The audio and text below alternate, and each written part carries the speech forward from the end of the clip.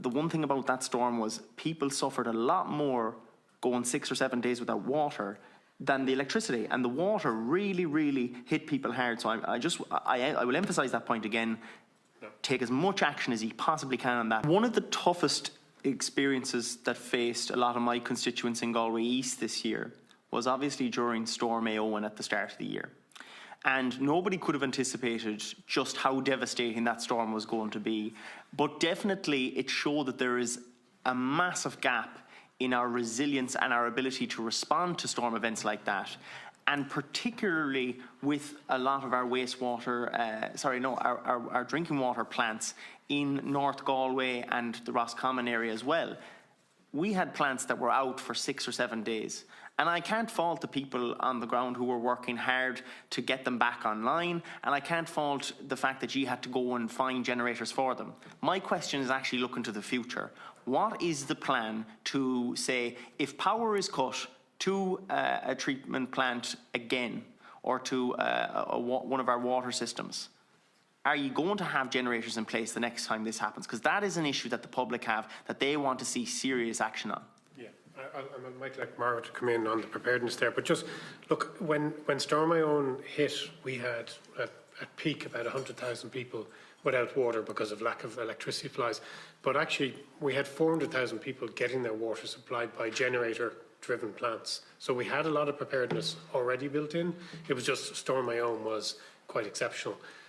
We have ordered a lot more generators. There's two things with generators. One is to make the plants generator ready. Is it your goal to have all plants generator backed in the future? Yeah, but we would have mobile generators, and it's not just plants. You've got to remember this. So if a specific plant goes down, you can land the generator in on site? The plants will be generator ready, which means they're plug and play. You can just drive a generator up, plug it in. Right now, a lot of them aren't. You've got to hardwire them in. So that's a big program that we're undertaking at the moment. That'll be done. You've also got things like in the more remote areas like Galway, there's pumping stations, which could be a little small thing on the side of the road. You can't put a permanent generator there, but you can, again, make them generator ready. But I think we've 100.